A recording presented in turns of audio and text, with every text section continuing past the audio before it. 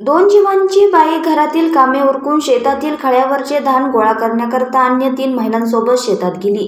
4ही महिला आपापल्या शेतातल्या खळ्यावरील धान गोळा करत होत्या।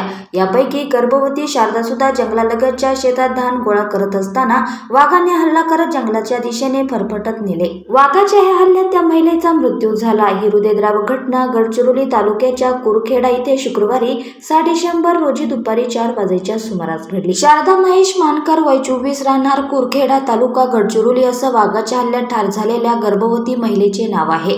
जिल्ह्यात धान बांधणीचे काम अंतिम टप्प्यात आहे, तर मळणीचे काम सुरू झालेले आहे।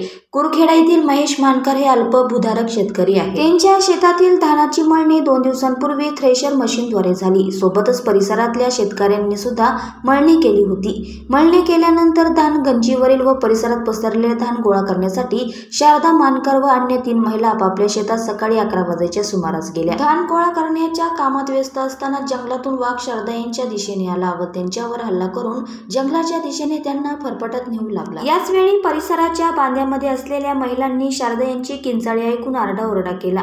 काही वेळाने वाघाने आपला जबडा सैल करून जंगलाच्या दिशेने पळ काढला, मात्र तोपर्यंत शारदा यांची प्राणज्योत मालवली। घटनेची माहिती मिळताच चातगाव वन परिक्षेत्राचे अधिकारी घटनास्थळी दाखल झाले।